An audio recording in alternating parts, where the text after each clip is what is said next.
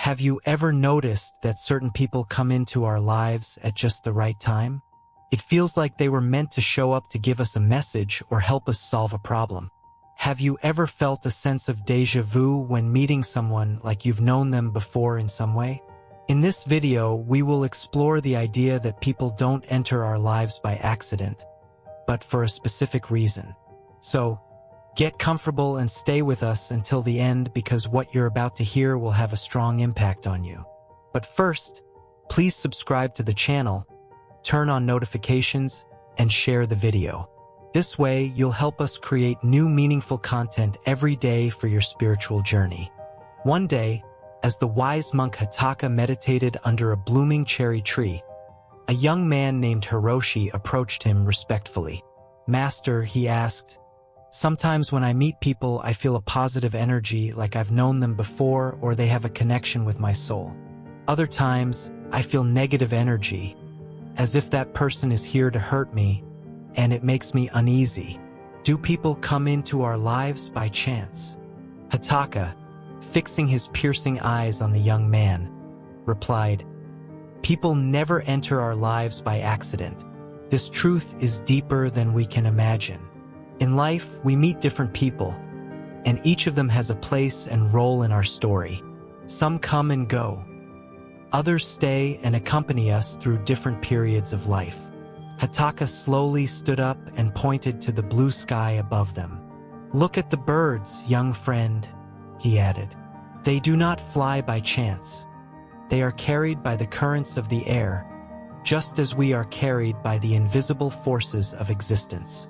Hiroshi contemplated the birds flying across the sky, trying to grasp the depth of the master's words. "Imagine your life as a garden," Hataka continued. "Every person who crosses your path is like a seed planted by destiny. Some grow like colorful flowers that last a season, others like mighty trees that endure over the years. But each brings with it the promise of new growth." Hiroshi nodded, reflecting on the various flowers and trees he had seen blooming along his life's path. "The people who hurt us," Hataka continued in a tone of pity, "are often our best teachers. They are sharp stones on our path, and despite the pain, they teach us to grow and find our inner strength." The young monk closed his eyes, reliving the challenges that had tempered his soul over time. "And then there are those who appear when we need them most," Hataka said, pointing to a majestic tree. "Just as the roots of this tree support it on stormy days, these people support us in difficult times."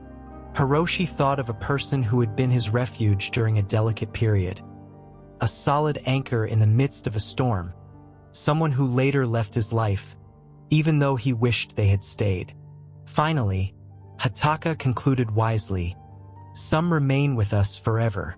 They are like fixed stars in our sky, bright and constant, true friends, family members, or a soulmate. With them, we share the burdens of our days and the joy of our successes." The young monk smiled, feeling enveloped in gratitude for the special people he had met and kept by his side. Hataka looked up at the sky, a subtle light dancing in his eyes. "Recognize and appreciate every person who crosses your path, young hero. Each is an essential part of your story, and you are a part of theirs. Life is an intricate web of destinies, and each encounter contributes to the fabric of your existence. Know that there are fundamentally three types of individuals: those who support us on the path of our evolution, pushing us to overcome limits and reach new levels of awareness; those who bring a breath of renewal to our inner world; and those who encourage us to continue. This particular category of travel companions may only accompany us for a brief moment." Hiroshi listened intently, absorbing the wisdom of his master's words. Understanding that every person in his life had a purpose and every encounter held a deeper meaning. "But their role is crucial," Hataka added. "They remind us of the true nature of our path, strengthening our determination to move forward." The master's words helped the young novice, who in the following years continued to follow the path illuminated by Hataka.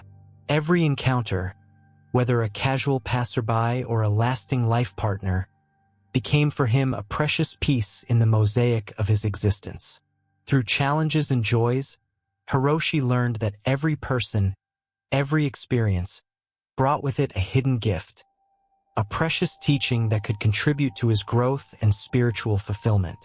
As time passed, the novice himself became a senior monk, with wise eyes and a grateful heart. In his role as a spiritual guide, he shared with the young monks the profound truth taught to him by Hataka, that life is a constant flow of meaningful encounters, each of which contributes to the unique beauty of our existence. In conclusion, what is the moral of this story? The lesson is that in life, every encounter, regardless of its duration or intensity, contributes to the richness of our existence. Life is a wonderful journey of discovery, and each person who crosses our path brings with them a unique gift. Sometimes these people leave for no apparent reason. Other times they behave badly, forcing you to make a decision to walk away from them. What we need to understand is that their work is done because one of our needs or desires has been satisfied. In a world where people's paths cross and separate like branches of a tree, true wisdom lies in opening your heart at every encounter and learning from the lessons hidden in the folds of destiny. As we move toward our life goals, difficult challenges and trials always await us, and we can feel helpless. But it is precisely in these moments that the universe sends us people who give us the courage to face these challenges and overcome obstacles. Their support and encouragement inspire us and give us the strength to move forward in the dance of life. Hataka told the young novice, "Every encounter is a musical note. Listen carefully to the melody revealed through the people who cross your path. Find beauty in the harmony of human connections. Remember, whether it is love, a special friendship, or even an acquaintance who touches our path, an encounter can change us forever." Have you ever wanted to help someone even though they didn't explicitly ask you to? How did it go? Have you ever wondered if your good intentions could cause a negative ripple effect that you weren't aware of? In the Zen story you are about to hear, we will see that not helping others unless they ask you is best for them and for yourself. So stay until the end, because what you discover, thanks to Buddhist wisdom, could change the way you see the world of human relationships. You will see how helping those who do not want to be helped can have negative repercussions on your life and theirs, and you will discover how your karma will be affected. In a quiet Buddhist monastery surrounded by lush gardens and ancient trees, the old and wise monk Noro gathered his disciples to discuss a topic very close to their hearts. His curiosity was palpable, and his eyes were fixed on Noro, as they all wanted to understand more about why, when they had helped someone, things had not gone as they would have liked. Life is like a great river, and each of us is a small boat navigating this tumultuous course. Noro began in a calm voice. Often, we tend to jump into that current, trying to steer other people's boats without waiting to be asked. To illustrate his point, Noro shared a story passed down through the centuries about a young monk eager to help a companion in difficulty without being asked. The monk's intervention, although well-intentioned, caused a succession of unexpected events, creating an intricate labyrinth of challenges, even dramatic ones, for both. Suffering is a necessary lesson in our spiritual growth, Noro continued. Each individual, like a jewel, is shaped by the pressures of life and the challenges they face. But when we intervene without being called, we rob them of the opportunity to learn, grow, and change. Noro then spoke of two friends, Shun and Masu, who had shared joys and sorrows since their school days. One day, Shun heard about the financial problems Masu had found himself in and decided to secretly help him by paying off some debts that his friend couldn't pay. Shun's intentions were naturally good, said the master. However, his gesture had unexpected and disastrous consequences. Masu, although grateful, was deprived of the opportunity to resolve the situation in his own way. This led to emotional detachment and strain on their friendship. Unsolicited help had created discord and confusion, demonstrating how even good deeds can have unexpected consequences. Each individual is at the mercy of their own karma, Noro explained. Every action we take, good or bad, comes back to us like an echo. When we help without being asked, we upset the delicate balance of another person's karma and paradoxically harm our own as well. The old monk shared more stories, such as that of a young man eager to solve the problems of a dear friend without her having asked him, who found himself involved in a series of endless difficulties and misadventures. If you enter a labyrinth that is not yours but someone else's without being asked, Noro continued, you could set off a chain reaction of events creating an intricate web of karmic connections. Your gesture of friendship, no matter how well-intentioned, could end up doing more harm to the friend and to yourself. Suffering is often caused by past actions, and our intervention could alter the natural course of learning that the individual should experience. Even Buddha understood the sacredness of the individual learning process and how the karma of each being must be respected, Noro explained. Suffering is a very severe but precious teacher. Noro continued. To interfere with this process is to deprive others of the wisdom that only suffering itself can teach. He spoke of many moments when empathy pushed him to offer help, but how instead, Buddha taught the wisdom of waiting for the person themselves to ask for help. Every action we take is like throwing a stone into a pond, Noro said, using a metaphor to clarify the concept. The ripples spread and return to us. When we help without asking, we not only influence the karma of others, but create ripples that can impact our own lives. In conclusion, the lesson from this story is a reminder of the wisdom of discerning when to reach out and when to wait. Karma, like an unbroken river, carries our actions with it, and the way we offer our help can alter the very structure of destiny. Before reaching out to help someone, remember that each encounter and each challenge is a part of their karmic journey. And sometimes the best help we can offer is to allow them to navigate their path themselves. In a quiet Buddhist monastery surrounded by lush gardens and ancient trees, the old and sagacious monk Noro gathered his disciples to discuss a topic very close to their hearts. His curiosity was palpable as his eyes were fixed on Noro, as they all wanted to understand more about why, when they had helped someone, things had not gone as they would have liked. Life is like a great river, and each of us is a small boat navigating this tumultuous course. Noro began in a calm voice. Often, we tend to jump into that current, trying to steer other people's boats without waiting to be asked. To illustrate his point, Noro shared a story passed down through the centuries about a young monk eager to help a companion in difficulty without being asked. The monk's intervention, although well-intentioned, caused a succession of unexpected events, creating an intricate labyrinth of challenges, even dramatic ones, for both. Suffering is a necessary lesson in our spiritual growth, Noro continued. Each individual, like a jewel, is shaped by the pressures of life and the challenges they face. But when we intervene without being called, we rob them of the opportunity to learn, grow, and change. Noro then spoke of two friends, Sha and Masu, who had shared joys and sorrows since their school days.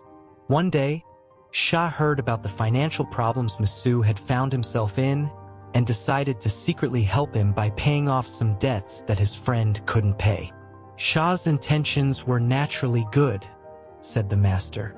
However, his gesture had unexpected and disastrous consequences.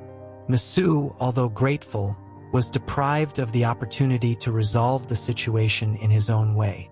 This led to emotional detachment and strain on their friendship. Unsolicited help had created discord and confusion, demonstrating how even good deeds can have unexpected consequences. Each individual is at the mercy of their own karma, Noro explained. Every action we take, good or bad, comes back to us like an echo. When we help without being asked, we upset the delicate balance of another person's karma and paradoxically harm our own as well. The old monk shared more stories, such as that of a young man eager to solve the problems of a dear friend without her having asked him, who found himself involved in a series of endless difficulties and misadventures. If you enter a labyrinth that is not yours but someone else's without being asked, Noro continued, you could set off a chain reaction of events that creates an intricate web of karmic connections. Your gesture of friendship, no matter how well-intentioned, could end up doing more harm to the friend and to yourself. Suffering is often caused by past actions, and our intervention could alter the natural course of learning that the individual should experience. Even Buddha understood the sacredness of the individual learning process and how the karma of each being must be respected. Noro explained, suffering is a very severe but precious teacher. Noro continued, to interfere with this process is to deprive others of the wisdom that only suffering itself can teach. He spoke of many moments when empathy pushed him to offer help, but how instead, Buddha taught the wisdom of waiting for the person themselves to ask for help. Every action we take is like throwing a stone into a pond, Noro said, using a metaphor to clarify the concept. The ripples spread and return to us. When we help without asking, we not only influence the karma of others, but we create ripples that can impact our own lives. In conclusion, the lesson from this story is a reminder of the wisdom of discerning when to reach out and when to wait. Karma, like an unbroken river, carries our actions with it, and the way we offer our help can alter the very structure of destiny. Before reaching out to help someone, remember that each encounter and each challenge is a part of their own karmic journey, and sometimes the best help we can offer is to allow them to navigate their path themselves. We must reflect on what they really need, Noro admonished. Not everyone seeks advice. Sometimes they just need a listening ear and an understanding heart. Therefore, let us always remember to respect the sacredness of the individual path of each human being. Help should never be an impulsive act, but rather a conscious gesture, respectful of free will and the path of personal and spiritual growth of others and ourselves. Life is an intricate web of lessons and opportunities for growth. When we offer our help without being called, we can deprive others of the precious opportunity to learn about themselves. Wisdom lies in recognizing that sometimes the best lesson is one learned through one's own effort and experience. Therefore, let our help be a beacon of light offered when requested, with awareness and respect, rather than a chain of unexpected events. In a quiet Buddhist monastery located in a remote region of Japan lived the elderly and wise monk Hogi. A young woman named Shara, eager to find answers to the anxieties that pervaded her due to some toxic relationships, approached the master with respect. Hogi, it is said that you know the secret to recognizing bad people and protecting inner peace. Please teach me, the young woman asked, with a palpable desire to learn as much as possible from the monk's wisdom. Hogi, with his typical calm, replied, "Of course, my dear. If you have the patience to listen to me, I will tell you about the signs you need to pay attention to in order to understand who is in front of you. First, however, let me make an important premise. The people who, for simplicity's sake, we define as bad do not necessarily have to be monsters.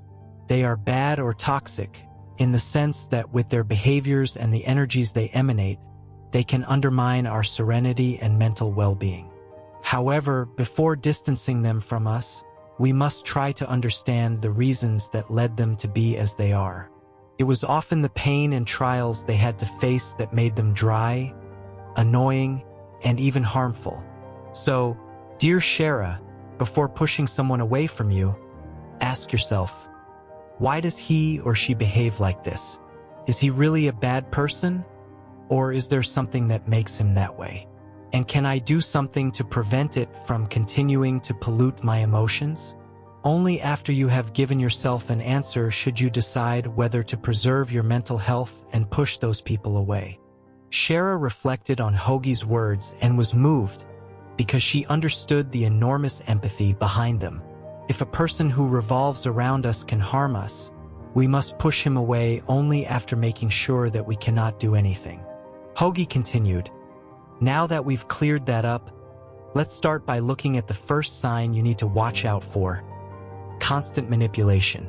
Imagine a person who, with devious skill, distorts reality to get what he wants. It could be a colleague who uses deception to advance their career, for example. When faced with a possible promotion, he begins to manipulate you by telling you that some superiors speak badly of you and suggests that you accept a job offer from another company. You may think he's doing it for your own good, but his intent is actually to get you out of the way. The young woman listened attentively, fascinated by the monk's wisdom, and thought about a very similar experience she had had a year earlier. The second sign is a lack of genuine empathy, Hoagie continued. Think of someone who shows indifference to your feelings or experiences, who only seems interested when it benefits them. This behavior can profoundly undermine the quality of personal relationships because you instinctively feel that person doesn't really care about your fate. He only shows empathy when he has to ask for something in return.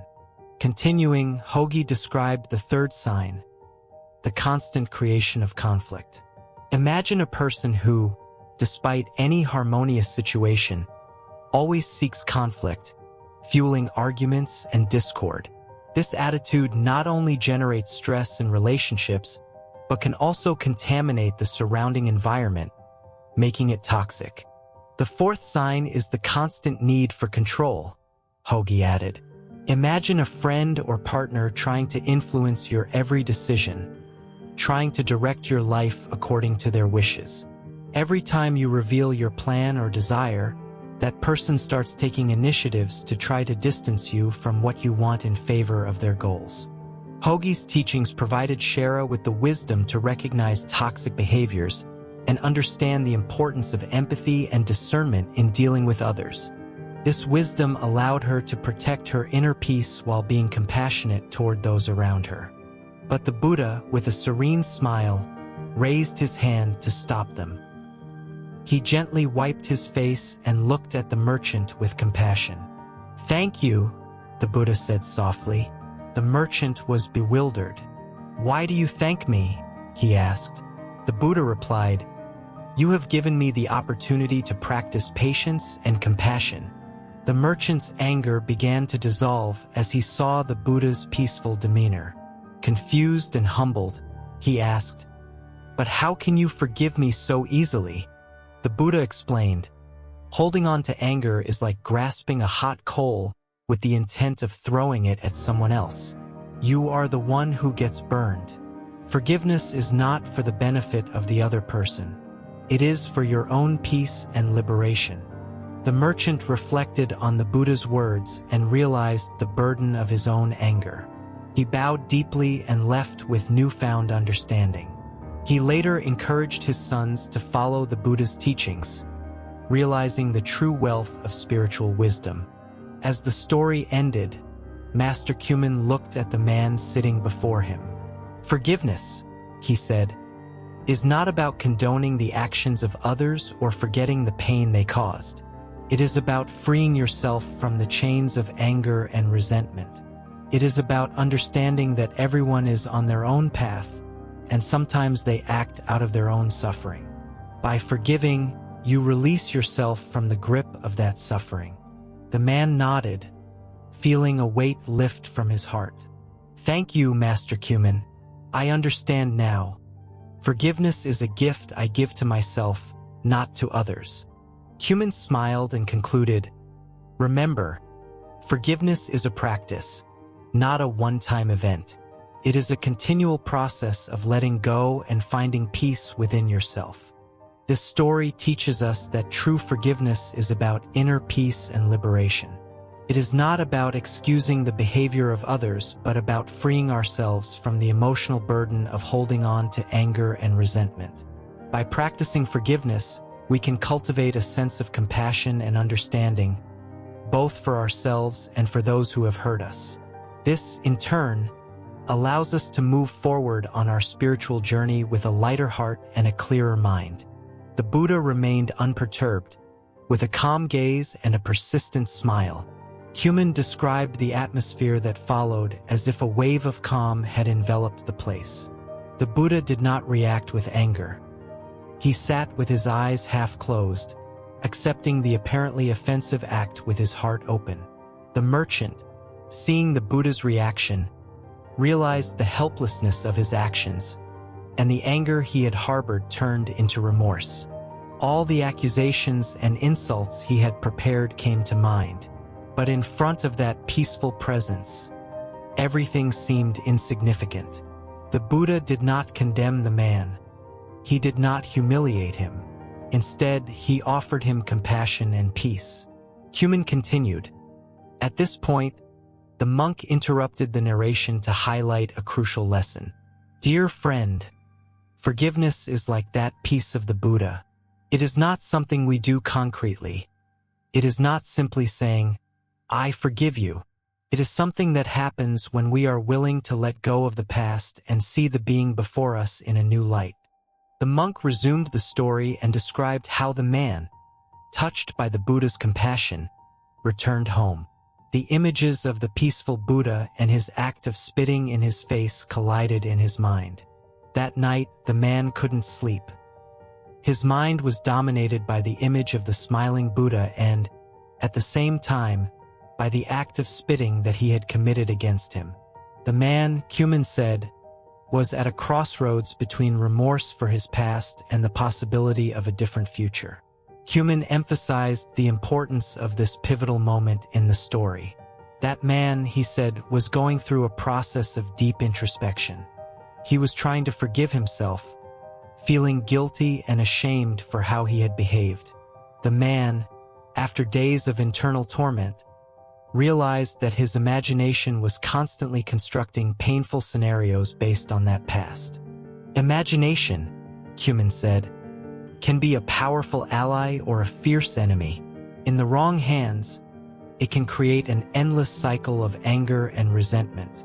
Over time, the man began to understand that the Buddha had not reacted to his actions with judgment but with a very clear objective. Slowly, he abandoned thoughts of revenge and began to sincerely ask for forgiveness. One day, he returned to the feet of the Buddha, no longer in anger but with genuine repentance. Forgive me, O great master, he pleaded. My ignorance has left me blind. I was just focused on my life and the prosperity of my family. The Buddha, with his eyes half open and a smile of peace, listened to the man's words. But when he asked for forgiveness, the Buddha shook his head. I can't forgive you, he said kindly, because there is nothing to forgive. You have done nothing wrong to me. The man, surprised, asked the Buddha why he did not want to forgive him. Cumin explained that the Buddha had nothing to forgive, as he had accepted the man's act without judging him. It was as if the Buddha saw beyond the past and present, feeling the pure essence of that individual. This refusal to forgive, according to Cumin, taught the man a valuable lesson. Forgiveness is not only an act of mercy towards others, but also an internal process of liberation, the Buddha taught. Cumin continued that to forgive is to perform an act of compassion, both toward others and toward ourselves. The man, impressed by the Buddha's wisdom, began to reflect deeply on the meaning of forgiveness. The idea that forgiveness was not something that could be given or received, but rather an internal experience of liberation, impacted him.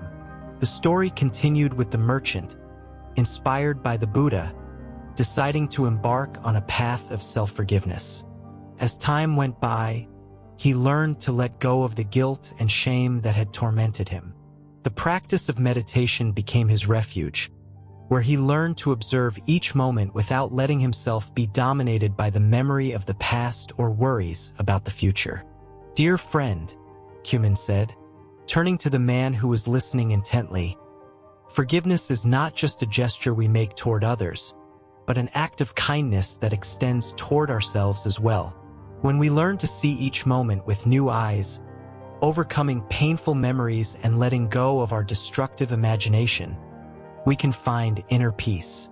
The story concluded with the merchant, who, inspired by spiritual practice, eventually healed the wounds of the past and approached the Buddha to thank him. The Buddha, with his compassionate smile, received him with joy. Cumin concluded the story by emphasizing that forgiveness, both toward others and oneself, is a complex and profound process on our spiritual journey. Forgiveness guides us to a higher level of consciousness and compassion. It is a gift we can offer ourselves and others, freeing ourselves from the chains of the past and opening the doors to a bright future. But what is the moral of this story, and what does it teach us?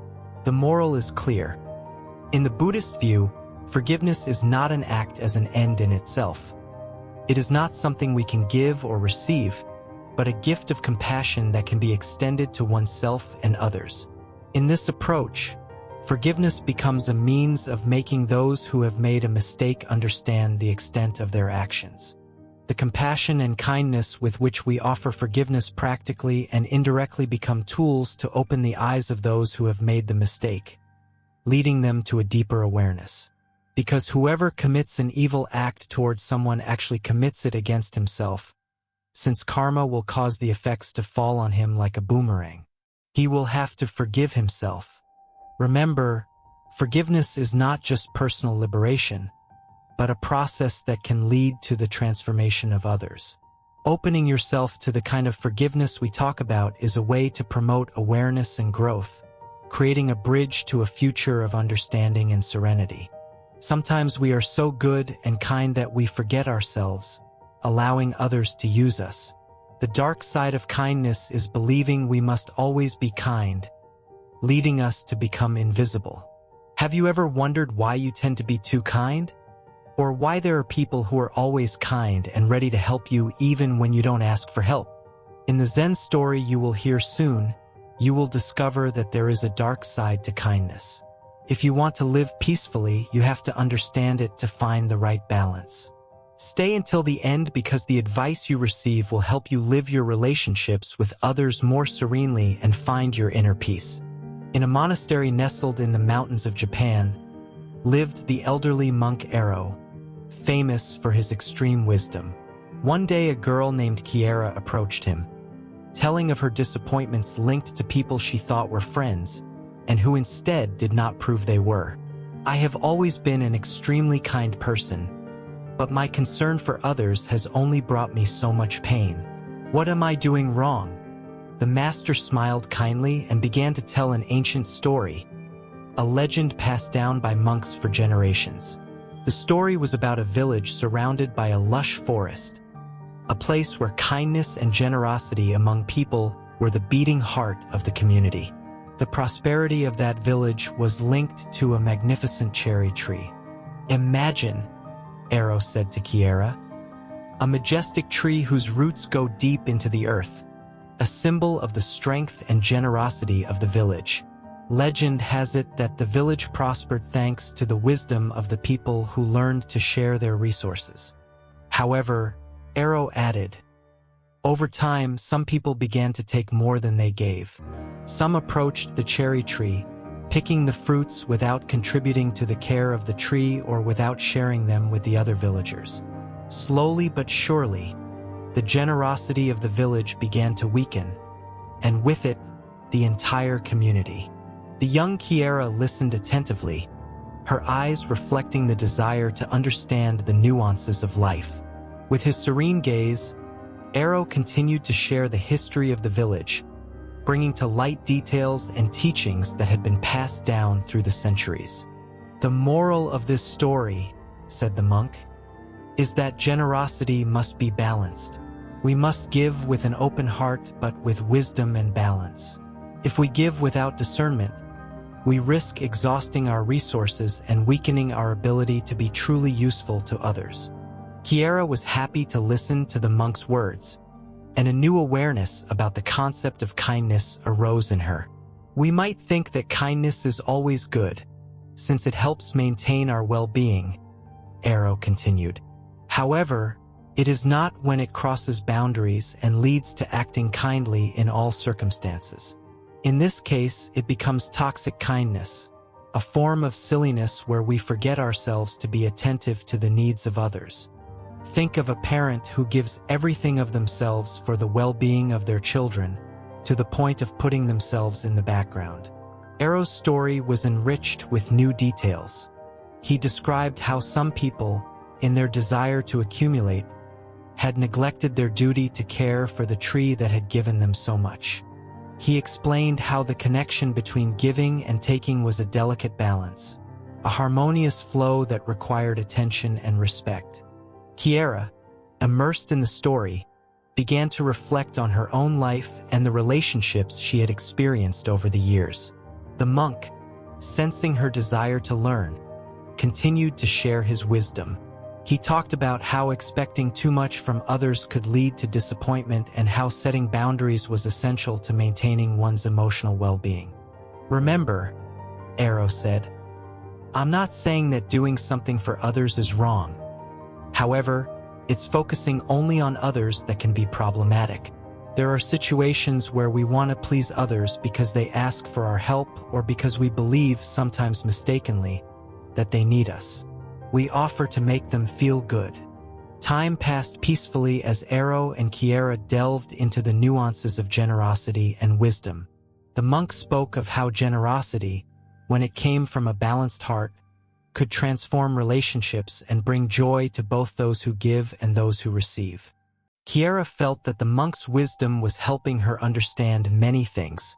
She learned that generosity should flow like a harmonious current, fueled by deep awareness and sincere love, and that it should never be forced. Arrow concluded his narration with loving advice. "Kiara, try to be like the cherry tree in the village. Offer your generosity, but keep your balance. Find joy in the act of giving itself without expecting too much in return. Remember that extreme kindness can be harmful. Sometimes we don't leave room for others to achieve what they want because we anticipate their needs. Furthermore, we focus too much on what others need and forget our own. In this way, we cancel ourselves and begin to become invisible due to our own actions. By always being attentive to the needs of others, our own needs take a back seat, and we trample on ourselves. We take away our value, and others take advantage of it." Kiara thanked the monk with a heart full of gratitude. She felt that the story and the advice that came from it would mark a new chapter in her life. But what does this story teach us? What is its moral? The moral is that generosity is a powerful gift, but it must be cultivated with care and awareness if we want it to bring benefits both to us and to those who receive our help. Balance in giving and receiving is the key to a fulfilling and meaningful life. If we are too kind and willing to do whatever is asked of us just to be considered good people, we end up no longer knowing how to say no and being exploited. In the long run, this could have repercussions on personal motivation, self-esteem, and our mental balance. So what should we do? Should we stop being good people?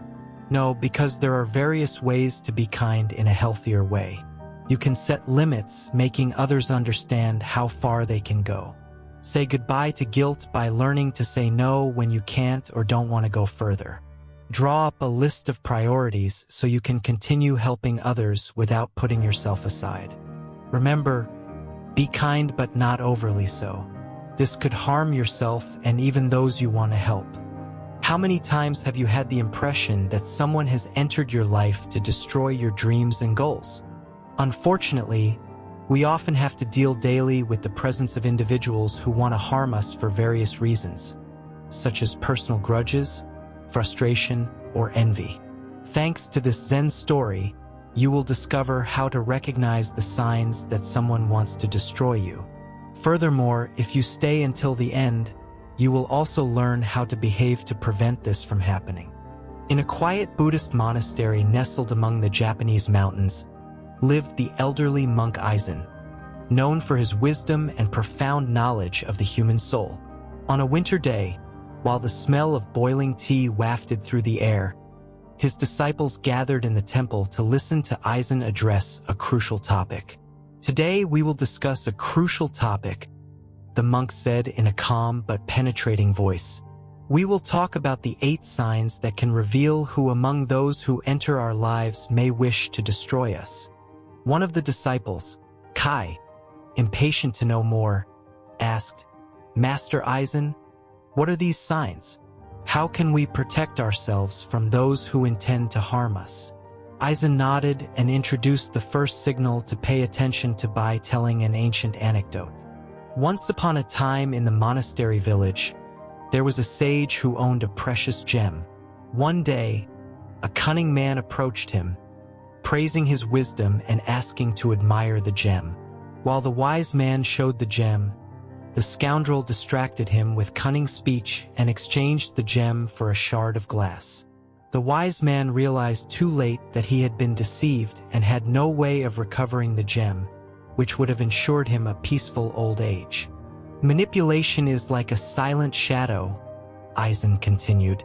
"Those who seek to destroy us will use cunning and tricks of all kinds to distort reality and deceive us. We must learn to recognize the subtle games of manipulation. Only in this way can we protect ourselves and our inner truth." As the disciples began to ponder the time someone had tried to manipulate them, Aizen told another story to illustrate the second sign: destructive criticism. "Imagine a flower garden," he began. "Imagine that the plants, instead of receiving nourishment and love, were constantly trampled by someone. Although initially it seemed like a small gesture, over time the garden began to dry out, and the plants withered one after the other. Constant criticism is like heavy footsteps that trample on our self-esteem," Aizen emphasized. "Those who wish to destroy us will use derogatory words and constant judgments to wither our spirit. We must learn to distinguish between constructive criticism, which helps us grow, and destructive criticism, which has the sole purpose of undermining our trust." With a smile, Aizen introduced the third signal: social isolation. "In a small village," he said, "there was a fisherman loved by everyone for his character and helpfulness. One day, an envious individual began to sow discord by creating false stories about him. Gradually, the fisherman found himself isolated. Many friends abandoned him, and the village ended up ignoring him. His life, within a few months, changed radically. In addition to finding himself alone, he lost many customers, and his business went into crisis. Isolating someone is like cutting the roots of a tree," Aizen explained. "Those who wish to destroy us will try to separate us from others, creating divisions and spreading suspicion. To prevent this from happening, we must cultivate strong connections, give others an irreproachable image of ourselves, and resist attempts at isolation." To talk about the fourth signal, defamation, Aizen invited one of his guests to speak and tell a story. "In a region not far from this," the narrator began, "there was a merchant much respected by all. A malicious rival began spreading unfounded rumors about his honesty, undermining his reputation and causing the village community to begin to despise him. Little by little, although the poor man had always been honest, people began to stop buying from him. This led him to have to close his shop and move elsewhere. Defamation is a poison that corrodes our integrity," Aizen commented.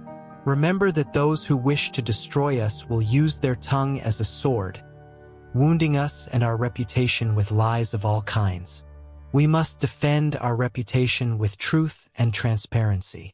Through these stories, Aizen imparted wisdom on recognizing and handling the various ways others might seek to harm us, emphasizing the importance of awareness, strong connections, and maintaining our integrity.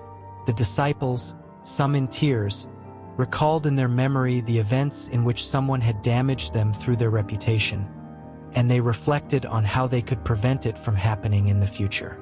Thanks to the master's words, Eisen spoke of the fifth signal, which was the sabotage of opportunities. Imagine a craftsman who, every time he is about to achieve success, has someone come to sabotage his work. Tools disappear, plans are ruined, and materials are damaged. Essentially, despite his ability, this poor man is unable to progress. Sabotage is like a wind that extinguishes the flames of our success, Eisen stated. Those who wish to destroy us will seek to damage our opportunities by creating obstacles and impediments.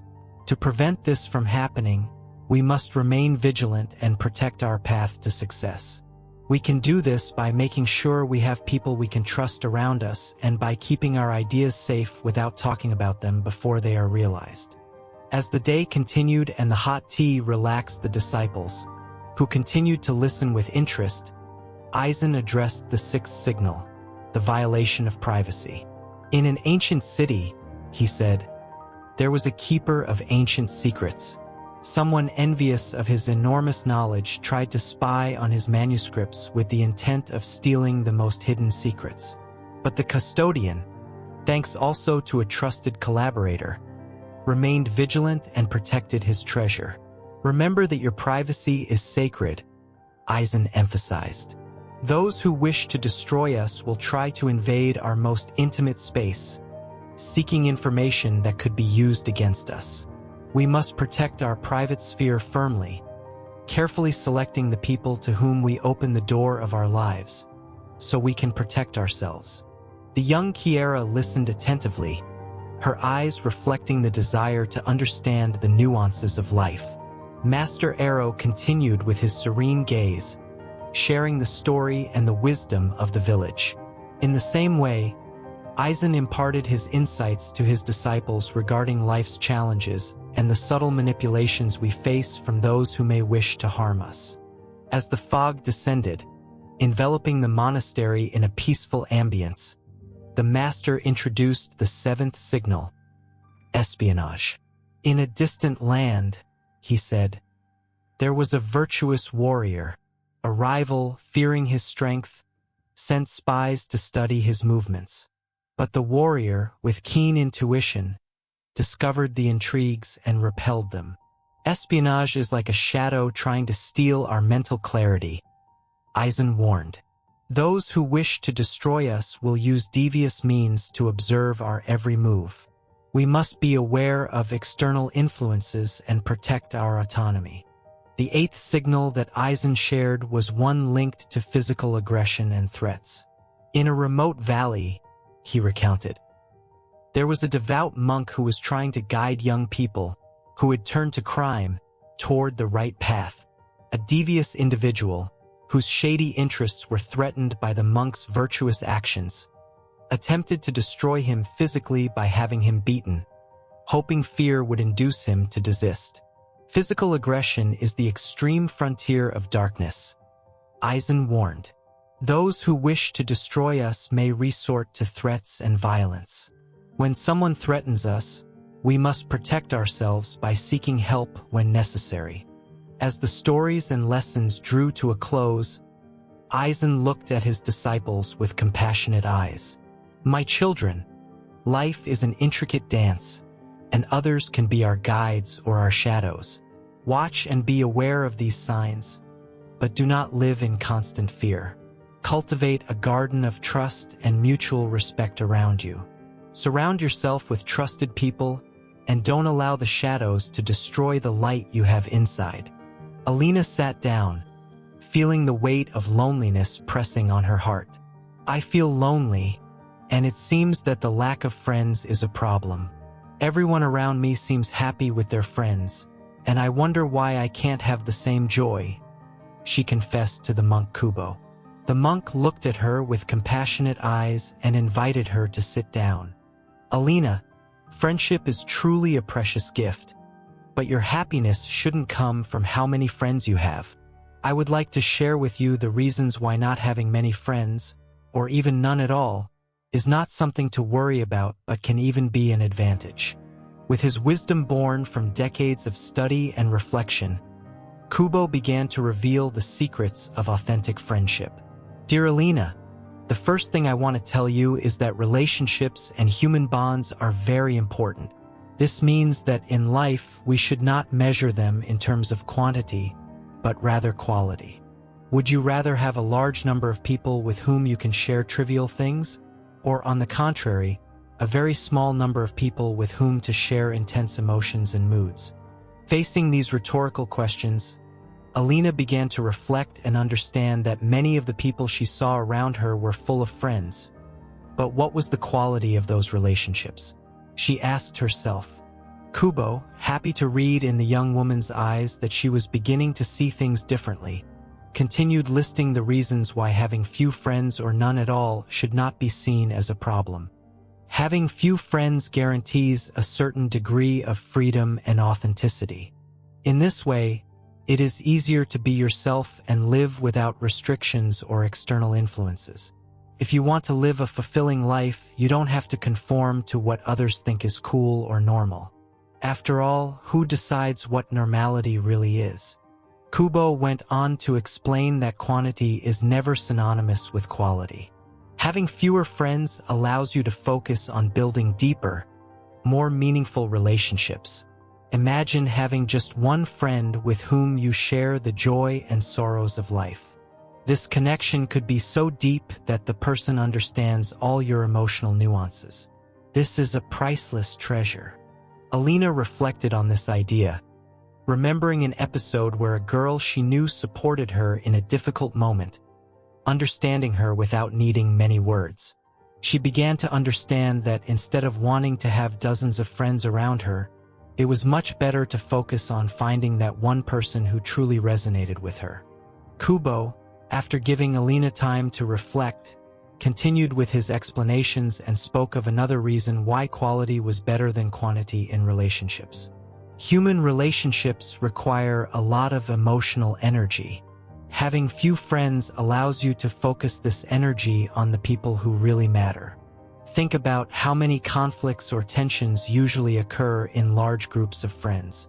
Maintaining small relationships allows you to preserve your positive energy for those who truly support you. Alina found that group dynamics were often stressful, while more intimate interactions brought her joy and comfort. Kubo went on to highlight how loneliness can be an opportunity to explore oneself and grow personally. In the tranquility of your solitude, you can discover hidden passions, latent interests, or unexplored talents. You are not limited by the expectations of others, and this allows you to grow in surprising ways. So, dear Alina, my invitation is to see loneliness in another way. Having few but good friends allows us to more easily find moments to be alone with ourselves, and this significantly helps our spiritual and personal growth. Alina thought about how much time she could dedicate to her personal interests when she wasn't trying to be with groups of people at all costs.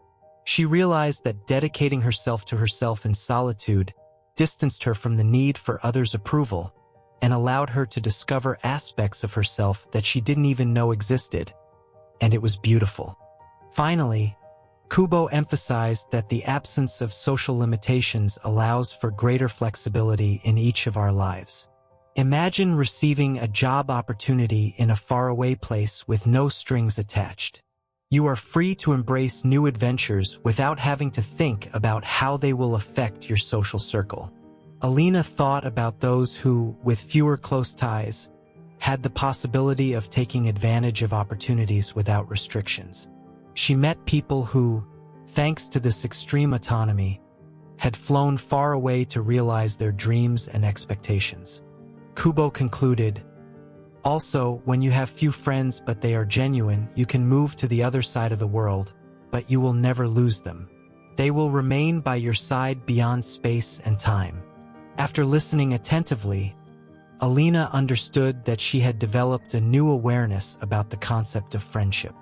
Not having many friends does not mean being alone, but being able to concentrate on one's own interiority and the search for connections that truly matter. Master Kubo gently embraced her and said, "Always remember that your happiness shouldn't depend on how many friends you have, but on the depth of the connections you build with the few you do have." I've met people who claimed they had no friends, only to find out they had one true friend in their life. And also keep this in mind. People with few friends are often the most genuine and insightful individuals I've known. They don't settle for less. Those who prefer fewer companions usually have a rich inner life and rare qualities. The lesson here is that loneliness, when viewed differently, can be a powerful ally in finding happiness, spiritual growth, and personal fulfillment. Shouldn't be feared. To live happily, you don't need a lot of friends. Instead, meaningful connections and deeper friendships bring more joy and wisdom. Seems like the story of Alina and Monk Kubo resonated with you. Loneliness can indeed open doors to self-discovery and allow us to connect more deeply with those who truly matter. Do you find any part of Alina's journey relatable?